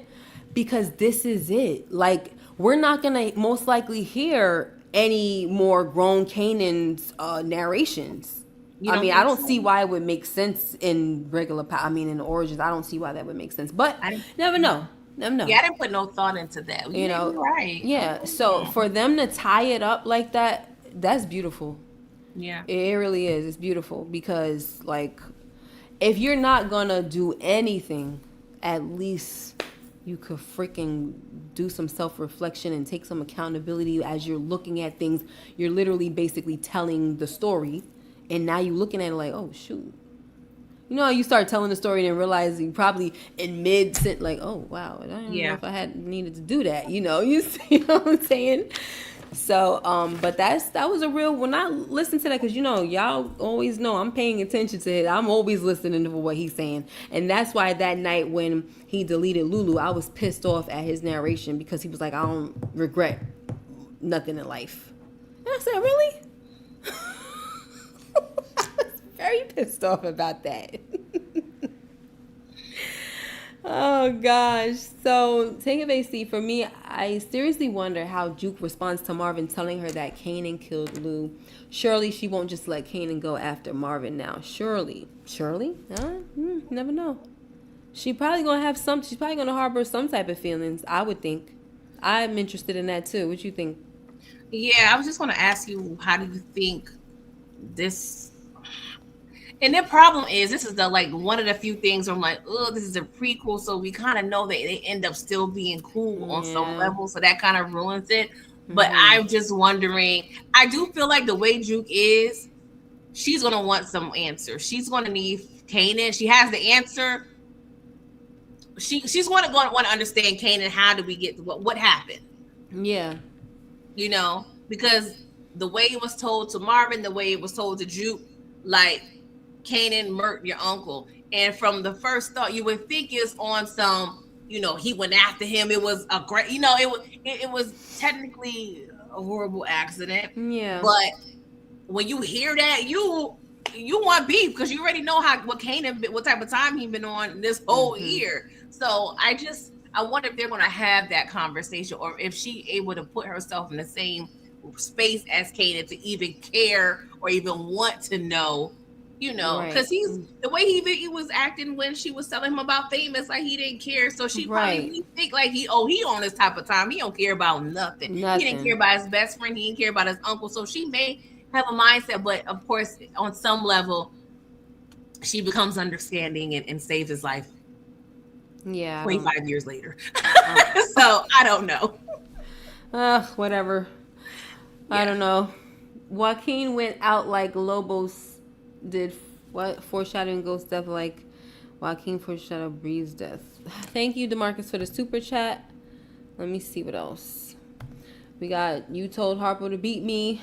Okay, thank you for the super chat. And another super chat from Hope Andrea. I'm going to be nervous through all 3 of these last episodes because I know Marvin is going to go soon. Yeah, I'm keeping hope alive, but I'm trying. But, we gotta expect the worst, Yeah. We know, reality, I'm nervous for Rock too, but whatever.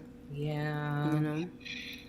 The thing is with Marvin, I feel like with all this spirituality and this discovery, I feel like for all this, for him to be out of here in his life to end, I feel like that would be stupid. I do feel like he will make peace of being locked up, and he's going to live his life in a locked up, but still have a sense of peace and make amends with what he's done in the past. Right. With Rock, I kind of feel like I know how she's going. I feel like she's going to lose her mental. Good one. I feel like I'd rather her die than lose her mental and be alive and suffer. You know what I'm saying? Yeah. Maybe, I don't know. Maybe it's just my body is torn. Yeah. It's hard to watch. Yeah, exactly. Yeah. Like, it's like a Franklin. It's like, I'd rather probably be out of here versus watching you go out like this. Yeah, it's hard to watch. It's hard to watch. Yeah. Yeah. But that's good. I like that one. Because if that's the case, they're writing it pretty good. Like, they're showing us that this lady, she can't even think straight anymore. No. The pressure is too much. Yeah. And you know why? Because she has not even taken a step back. She the one drowning too. She haven't had a chance to even really come up for air. Her brother died. Her business is jacked up. Her son and her is going at it. You know what I'm saying? And it's really her mom. She hasn't had a chance. And she is human. There's only so much people can take before they break. She is probably going to lose her mind. It only makes sense. Yeah. If they don't take her out, it makes sense for her to lose her mind because she has not been able to unpack nothing, to help deal with it in a healthy way. None of that. No. None of that. She hasn't grieved properly at Mm. all. You know, she's Nope. constantly she's beefing with her nephew. She's at odds with her niece. She's been lying and keeping a secret with her brother. Like, Yep. you know, she got every business partner she has is pressing her. You constantly in wars, like and now you're in an eternal war. Like, and that's why I said that narration with Kanan. I was thinking maybe is it for his mom's, but it wasn't matching up with the scenes. So I was like, nah. But Right. I feel like that is kind of true for her too. Mm-hmm.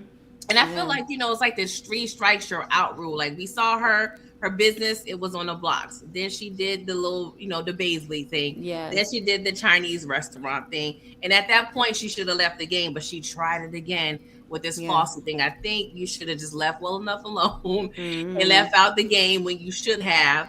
But now that you did it, you took a step further and just put into something, and now is going to be your demise because you had so many chances and you decided to decline them all. Yep.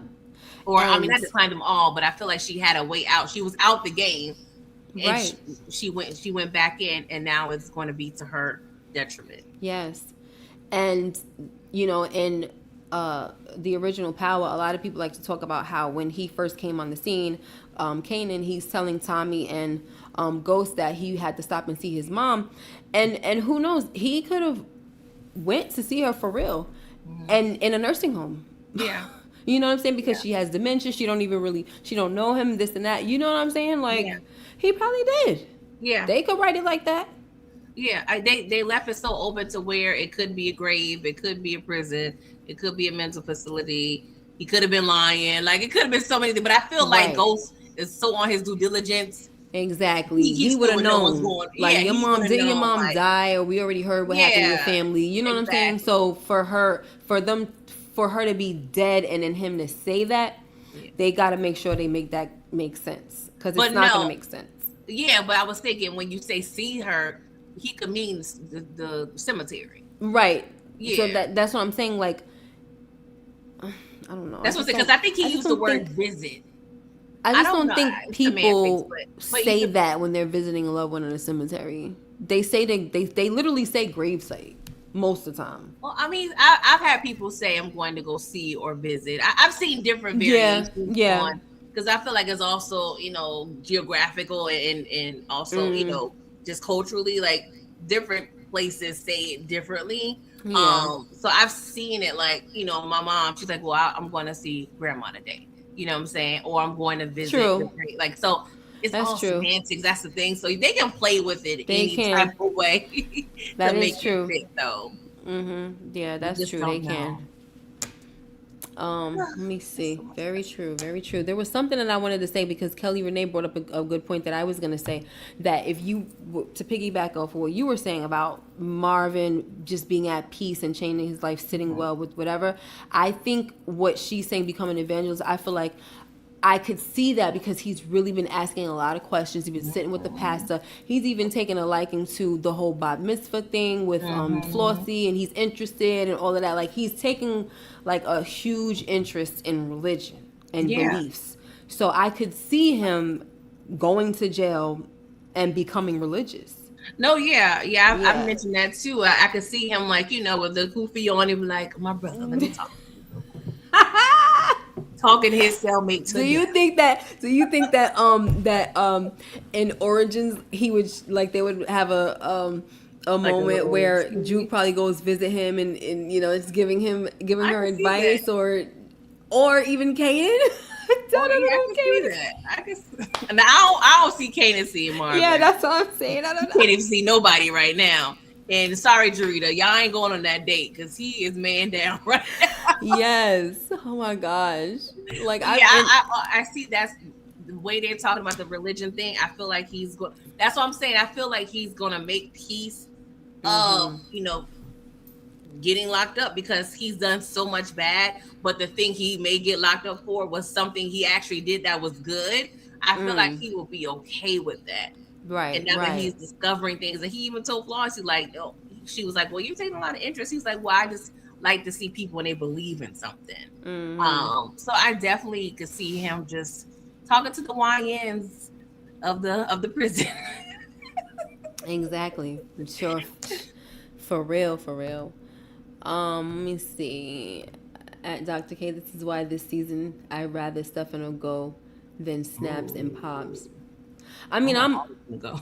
I want all of them to go too. I really do. But I think if we could choose, I would choose Stefano right now because he's in our faces all the time. That's fact. Like Snap and Pops, they're not always there. This dude is in our face and he's a problem and he complains so freaking much. Yeah. And I'm just tired of it. Can't stand it. Yeah. But they both, and it's funny, they're both doing the same thing with this smear campaign with Rock, but Stefano is more out loud. Snap and Pop is more underhanded, sneaky way. Yeah. They have different methods, but they both have the same goal.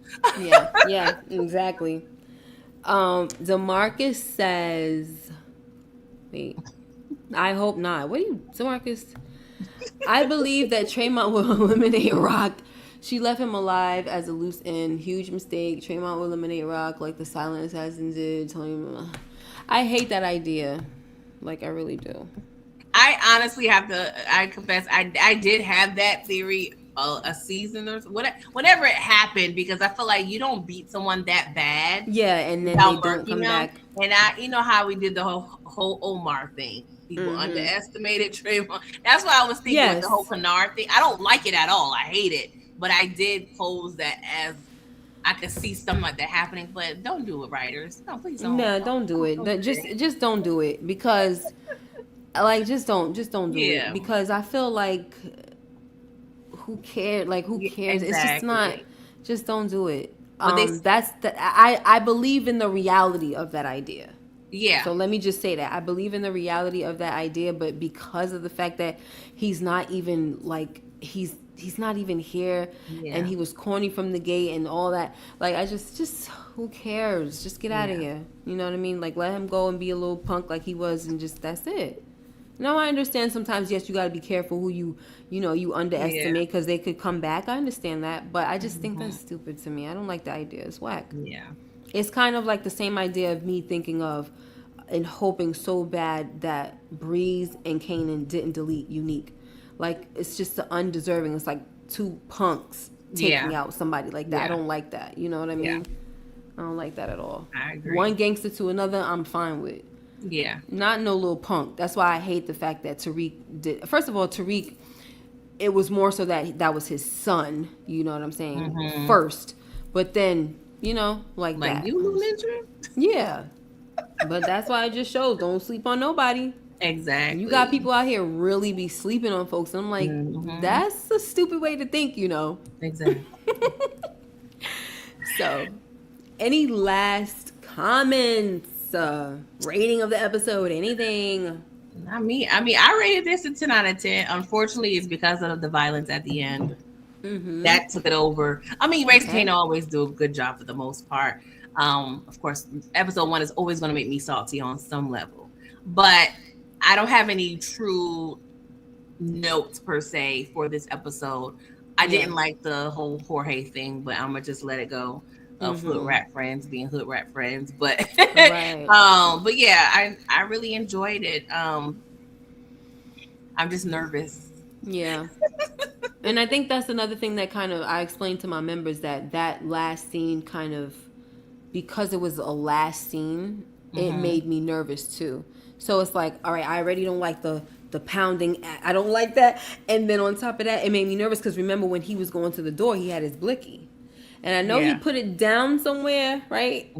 But I was just like, I think he was getting it out, but he put it back in his belt. Okay, so he still had it.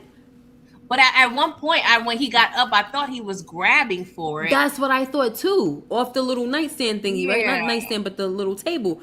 But I didn't see it because Marvin was on it though. So he didn't allow him to do Nathan's. Gosh, Marvin, I love you. In there, Lord Jesus. I know. And it's like, it's too bad that she was, because we wouldn't have the Kanan problem. Yeah. And Ghost will be a happy man with Angela and their picket fence and 2.5. We wouldn't have a Kanan. We wouldn't have Tariq. Yes. We would have cut off a whole bloodline of gangsters or fake gangsters. Yes. But it's okay, I It guess. is, I guess. So whatever. It is what it is. Fame, Ronnie, Howard, the Foster family, Akbar, Italian boss. He will take credit for all the bodies to protect the Thomas family. Juke changes her name to separate from the collateral damage. Also, he gonna be the Famous too? yeah. Oh, the wee babe. He gonna be the The wee wee bay, babe. yeah, he gonna be the wee bay. Man, Okay, he was like, yeah, take those two, and he eating too. You know give he me a gonna be number eating. one from. Give me Yeah, a number one. yeah, you could throw that in there too. Let me have that. Let me eat that. Just topping the Give stuff. me some. You got some relish? I'll give you strawberry soda. Oh my gosh, I can't. I would hate that. I would hate that. I would too. Especially with the fame thing. That's a stretch because that's Juke is really doing a lot to She get that is. story. So She is. that would be a lot. But Yeah. yeah, that's a whole nother can. Yeah. Right. Blaze says, I don't think Rock will go to her grave, though. I mean, it's an obvious choice for her character, but there are fates worse than death. Rock might get stripped of everything and have to live with it. And that is terrible. Yeah, I think that's what's going to happen. It is terrible. So, what do you have going? I know, I don't want to see it. I'm so nervous. I don't want to see you guys. I'm so nervous. But listen, it's been a ride. It's been a great ride, like with this show. Yeah. Like, love it. Yeah. Somebody asked in the chat, and I forgot to highlight it, but I saw it, guys. Said something about, would you rather see a Rock spinoff or a Marvin spinoff? And I'm gonna, okay, so Marvin is he's my favorite character, and Rock is like second after that. But I would choose to see a Rock spinoff. I just kind of feel like she has a lot more going on, and plus, if you get a her spinoff, you're gonna get Marvin and the brothers in there. Yeah. Like, how can you tell a story about Rock without her brothers? You know what I'm saying? So, yeah, one and the same. And even that, if we chose Marvin, you still gonna get Rock too. Yeah. Well, Marvin had a lot of situations where he was by himself. He was either locked up or coked up for a very long time. True. I don't want to go through that. Right. I don't want to see it. Rock is a little more juicy, a little more layer, you know. Way more juicy. He's taking care of Lulu. We get to see that. We get to DEF see CON. DEF CON. We can see High the pregnancy, the Howard thing, High Pose. Like, that's a little more, you know, telenovela. You know what I'm saying? Yes, way more juicier. Love you, Marvin, but way more juicier for TV's Rock spinoff. Are you kidding me? Rock might have to go into hiding with the protection of Kanan, maybe. Protection of I don't see Kanan protecting her. Yeah, that's he owe it to her. Marvin's still gonna ask Rock why she dumped a body like that. Maybe so, but we do see in the trailer that he's saying you protected him like you always do. Yeah. And you see him, he getting at her, and she just looking like. I just kind of feel like she feels defeated. Like, she can't even say anything. You're completely right with that statement. Yeah. She can't even say anything. She's tired. I think she's tired. Yep. She's like she's failing at her business, failing at being a businesswoman, failed at being a mother. Like she feels like I think she's feeling like I'm a failure. Yeah. But she's gonna keep going. I think she's going until she can't go no more. Right. Whether that's her choice or somebody else's choice for her. Absolutely. So, well, R.I.P. to Joaquin. He was a real one, my ninja, but they got you up out of here, bro. I'll bring some rice and beans to the wake. Oh my goodness. You gonna make me want some rice and beans. What's up, Queen? Hey. Rock refuses to hurt Kanan. Someone says Joseph's Kane says he's sort of protecting her now, but it's not blatant. You think so? Not. I don't feel like that, because if he's over there telling Stefano, do what you gotta do, I mean, I don't see that's protection. Unless he's playing a game. I think he's saving, like, you know what Rock does at meetings. Like, he can't really show, like, because he's in a particular situation. Like, he kind of has to show, like, he can't be Switzerland per se, but he can't be like, you know, Stefano, you can't do this. So he's in a peculiar place. So I don't feel like he's protecting Rock, but I also feel like he is creating some sort of like I don't know, because Maybe even that conversation he had with Breeze, where he was like, "Can nobody tell me about my mother?" Because Breeze trying to, go at him like about Rock, and he's kind of on some level. He's like, "You ain't got. back up. I'm good. Back, Exactly. I can talk about her, but you can't talk about her." Right. Like that part. That part. So I do feel like it's something there, but I don't know if I can call it protection. Yeah, I don't know if I could, yeah, I don't know if I can call it protection, because I feel like, remember what I was saying last week, I feel like he's in a place where he feels I can delete her but you can't. You know what I'm saying? Like I feel like that's where he's at with it. Or maybe he's over the whole deleting her part because he is realizing that he was wrong. Yeah. But he still wants to hate her. Yeah, I feel like he wants to hurt her, but he still loves her. Yeah. Like I feel like he hates her, and I don't even know if it's hate, but he just want her hurt like she hurt him. And out the way too. And my thing is, she's in Manhattan. She is pretty much out the way. Like, get out of here. Both of y'all get out of here. Well, not right. It's Stefano. Right. It's Stefano. Problem. Total problem. And then, I feel which, like, for me, it's like I can't put my full trust in, like you said, him trying to kind of have like a poker face or whatever and say, well, do what you got to do. I feel like there is a strong possibility that he's playing along, but if push came to shove, he would get in the way of that, right? Or try to stop it. But it's like I wouldn't bet money on it, Yeah. But I do like that he doesn't feed into when people be trying to talk about his mom. He don't feed into it. He's more like, all right, I ain't worried about you. I ain't worried about her. I'm worried about me. And then when he's talking to Breeze, he like confirms like, yeah, that's how she do, right? Yeah. And that's about it. Like, we're not gonna keep talking about my mom. Like, what's next? Yeah. So I do appreciate that. Like he's showing, like his actions are showing it more than he's not saying it, but his actions are showing it. Like, all right, what else? Yeah. Like next. Yeah. Because he's also dealing with the mentality of like coming to terms possibly with realizing like she ain't been doing everything that I thought she was. So this is kind of his way of, I don't want to say making amends and making peace of being wrong, but like I may have to spare her a little bit because I kind of was blaming her for too many things. Right. Exactly.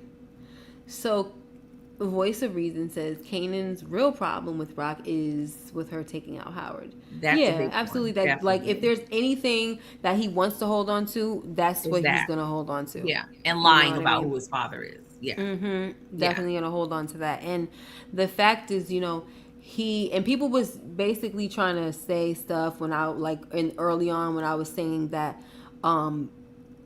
Howard wanted to be, you can see that he kind of felt some type of way about like missing out and all that. And then they brought everything together where it was like they actually started to, form a bond, and Kanan was getting comfortable with coming to see him and talking to him and all of that stuff. You know what I'm saying? So yeah, he pissed off about it. Yeah, he was cheated out of a relationship. Yeah, because he started to really mess with him like that. Yeah. And so I just feel like if she would have explained, and I know that it doesn't matter because this is bad anyway, but it was just the stuff that Howard was doing, and it was I think it kind of matters because I would think of Tariq too, because Kanan really just wanted the truth most of the time. Like I feel like he was willing to make peace with some of her decisions, but the fact that she's making decisions and lying about it, because it's like, dang, I think we better than that. You know what I'm saying? When he kept questioning her about Burke, what happened to Burke? She kept lying about that. She, the whole D-Wiz thing, she finally did tell him the truth, but it was kind of, I don't think he would have really understood that. But I just felt like if she would have been transparent, even though it's still bad, I feel like he could wrap his head around it just a little bit, like, yo, I murdered your daddy because I tried to save the family, and i.e. as well as your uncle.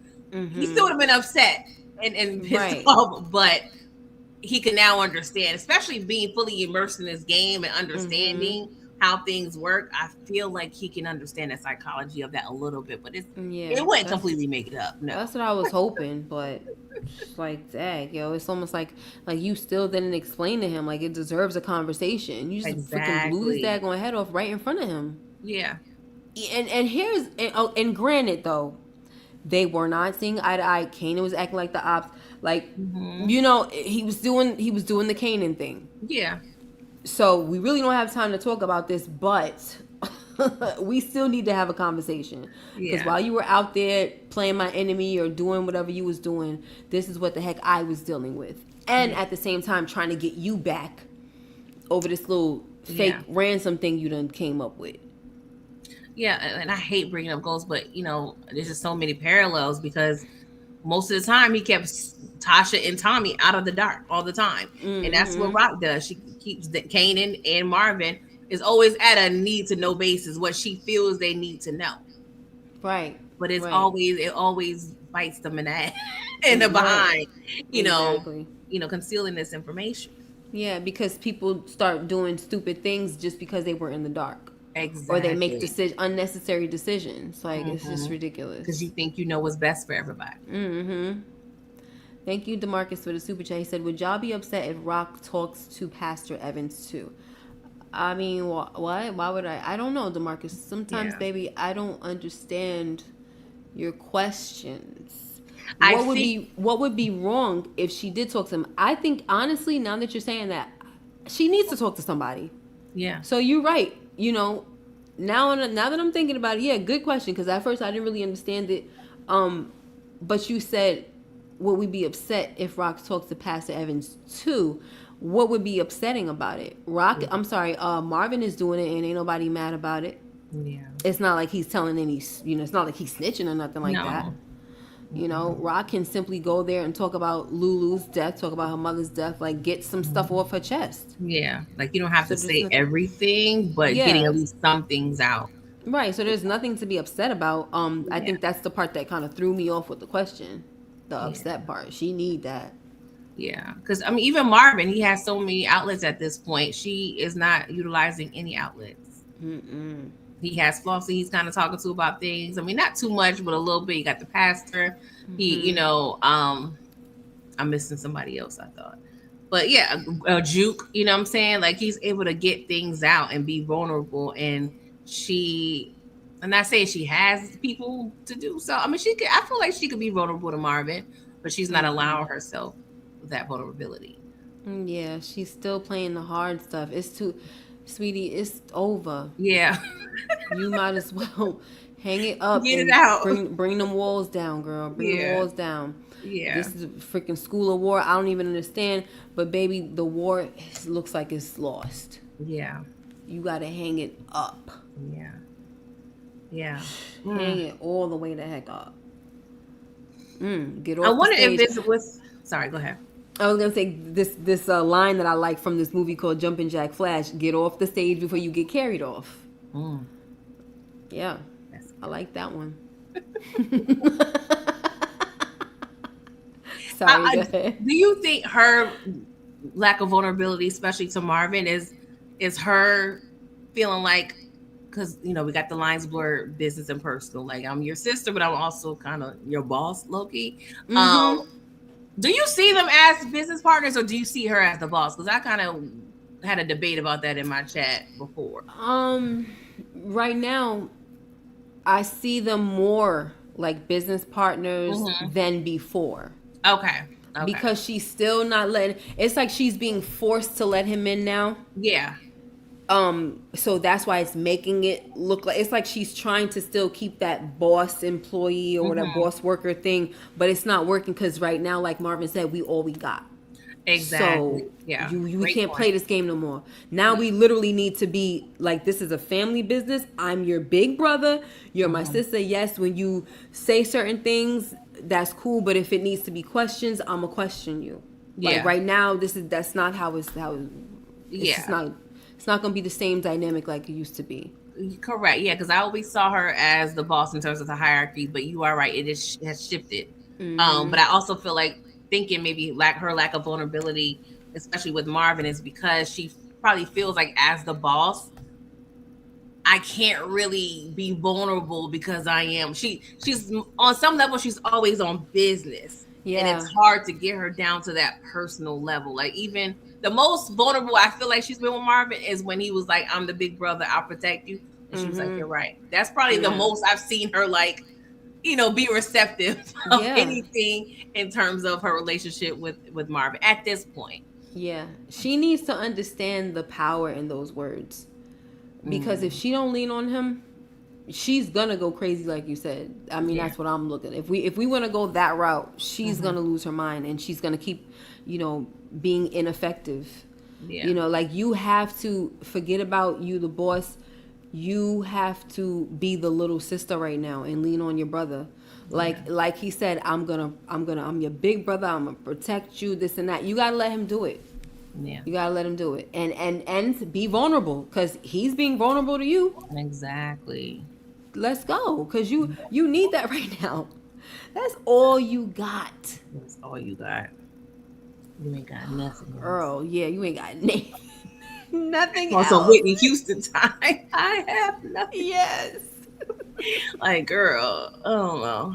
She need to come to Jesus moment. I don't know if she gonna get it. Do you think? Oh, go ahead. No, go ahead. I've just thought about this. Do you think she's gonna feel away and be upset with Marvin for beating up Kanan? She better not. I mean, I'm thinking that too, but I wonder. But like, she better not be mad at this. She might. Listen, you know what? All right. I want to say that she might try to say something, but she can't. She literally knew what she was doing. Exactly. She knew what she was doing. So there ain't no root. Now you gotta have the conversation with your brother about the fact that you knew this the whole daggone time. Oh yeah. And now you just telling me. So now she already know Marvin is not gonna give two craps about her being mad about him beating up. No, I know that. Yeah, he's definitely not gonna be mad. But I'm saying she already knows that she don't have a dog in this fight right now. No. You kept something very serious from him. So she would have nerve, and I'm sure he would like, are you kidding me? Yeah. No. I feel like she'll say something if she sees Kanan, because I feel like hearing about it and seeing how bad he looked, I don't want her getting into mommy mode and wanting to I don't want that. Like, no, keep the same energy, Raquel. Exactly. Keep it. Don't get soft on us now. Use that heavy hand, girl. Yeah. Don't get soft in terms of Kanan. You can get soft and vulnerable in other areas. Exactly. So, Joseph Kane, I guess you guys are talking amongst yourselves in the chat, so he says, I think she set up High Post. We ain't hear anything else about him since episode 1. I have a whole video with a theory about High Post, and that was years ago, because the camera angle when grown Kanan was saying that High Post, like he was set on fire and stuff like that, it showed Raquel going up the stairs, and for me it made me feel like that looked like a choice, like a creative choice. Like if I were the director and I wanted to give a hint of something, I would have done that. So I feel like she was the one that set him on fire, to be honest with you. You do. Yeah, we never know. You're right. And that's theory. Because I'm so not dead set. I do feel like Rock was even capable of murking DEFCON to steal his, but I don't feel that is true.